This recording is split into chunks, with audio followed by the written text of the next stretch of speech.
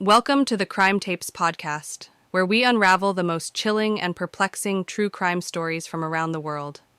I'm your host, Nessa, and today, we're diving into one of the most infamous cases in American history, the Lindbergh Kidnapping and Murder.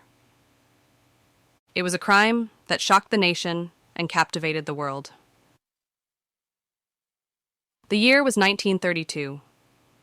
Charles Lindbergh, the famed aviator who had captured the public's imagination with his solo transatlantic flight, now faced an unimaginable nightmare. His 20-month-old son, Charles Jr., was taken from the family home in a case that would become known as the crime of the century. Join me as we delve into the details of that fateful night, the investigation that ensued, and the controversial trial that followed. Was justice truly served? Or does the Lindbergh case still hold dark secrets that remain uncovered?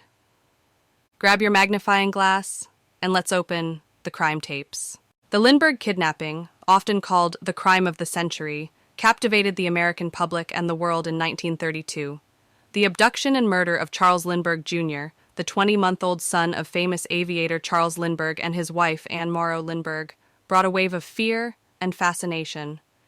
This case significantly impacted American society, law enforcement practices, and the legal system.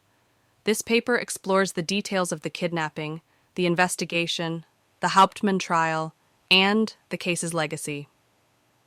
The Lindberghs lived in a secluded mansion in Hopewell, New Jersey, seeking a peaceful life away from the constant public attention. Despite their efforts to maintain privacy, their fame made them targets for various forms of public and media scrutiny. This high-profile status, combined with the secluded location of their home, created a perfect storm for the tragedy that unfolded on March 1, 1932. On the evening of March 1, 1932, Charles Lindbergh Jr. was abducted from his crib in the Lindbergh home. Betty Gow, the family nurse, discovered the child missing around 10 p.m. A ransom note demanding $50,000 was found on the nursery windowsill.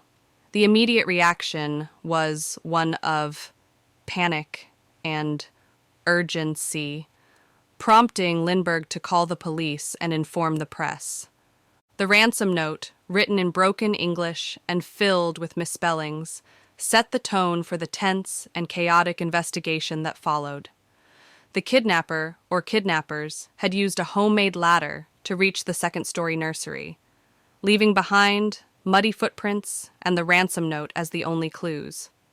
The note read, "Dear Sir, have $50,000 ready $25,000 in $20 bills, $15,000 in $10 bills, and $10,000 in $5 bills. After 2 to 4 days, we will inform you where to deliver the money. We warn you for making anything public or for notify the police, the child is in gut care." Law enforcement, including the New Jersey State Police and the FBI, quickly became involved. The media frenzy that followed put immense pressure on the authorities to solve the case.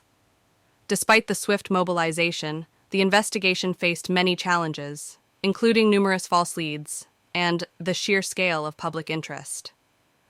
The initial investigation revealed a ladder used to access the nursery window, muddy footprints, and the ransom note. Forensic experts and handwriting analysts were brought in to examine the note, which contained numerous misspellings and peculiar handwriting. The case took a significant turn when Dr. John Condon, a retired school principal, offered to act as an intermediary. He placed ads in the newspaper, leading to a series of communications with the kidnapper, who identified himself as John. Dr. Condon, known as Jaffe in the communications, met with a mysterious man in a Bronx cemetery to negotiate the ransom. Despite several meetings and a convoluted series of communications, no definitive leads on the child's whereabouts were obtained. On April 2, 1932, after several exchanges, the ransom was paid in marked gold certificates. Despite the payment, the child was not returned. Tragically, on May 12, 1932, the body of Charles Lindbergh Jr. was discovered partially buried and decomposed in the woods near the Lindbergh home. The cause of death was determined to be a massive skull fracture, likely inflicted on the night of the kidnapping. The discovery of the body shifted the investigation from a kidnapping case to a homicide. The public and media reaction was one of outrage and sorrow. The search for the perpetrator or perpetrators intensified, with the authorities and the public desperate for justice. The investigation continued, focusing on tracing the ransom money. In September 1934, a marked gold certificate was passed in New York City, leading to the arrest of Bruno Richard Hauptmann, a German immigrant with a criminal record. Hauptmann had been under surveillance due to his suspicious activities, and the discovery of the ransom money in his possession was the breakthrough the authorities needed. Evidence against Hauptmann included a significant portion of the ransom money found in his garage, his possession of materials matching those used in the construction of the latter, and handwriting similarities with the ransom notes. Additionally, Hauptmann's spending habits and unexplained wealth further implicated him in the crime. The trial began on January 2, 1935, and quickly became a media spectacle.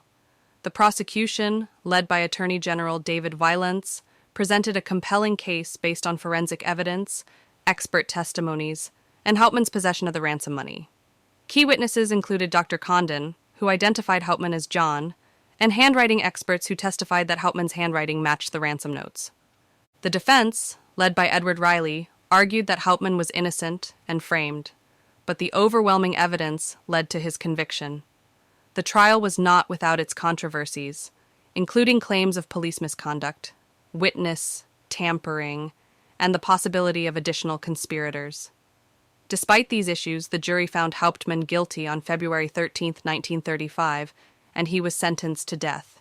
Hauptmann maintained his innocence until his execution in the electric chair on April 3, 1936. The Lindbergh kidnapping had profound and lasting impacts. For the Lindbergh family, it meant enduring unimaginable grief and increased scrutiny.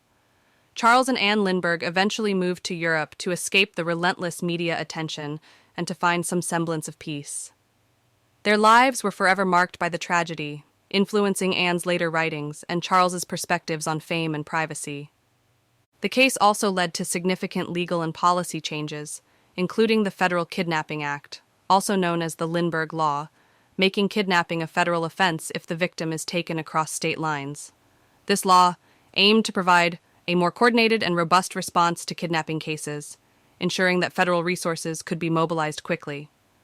The Lindbergh kidnapping also influenced forensic investigation techniques, highlighting the importance of preserving crime scene evidence and the role of expert testimony. The case remains a topic of controversy and speculation, with some arguing that Hauptmann was innocent or that he did not act alone.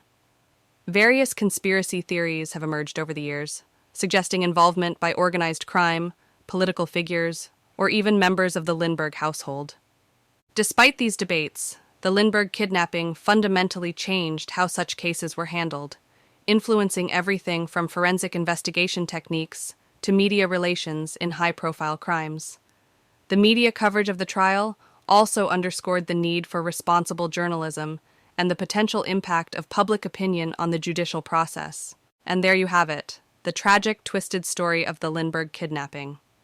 The case remains one of the most famous and controversial in American history, leaving a lasting mark on the way we approach criminal investigations and public safety.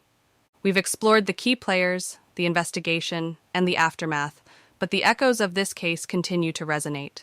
From the initial shock of Charles Lindbergh's infant son's abduction to the long legal battle that followed, it's clear that this case was not just a crime, but a deeply impactful chapter in the annals of justice. Before we wrap up, we want to hear from you.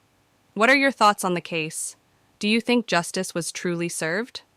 Join the conversation on our social media platforms and let us know your perspective.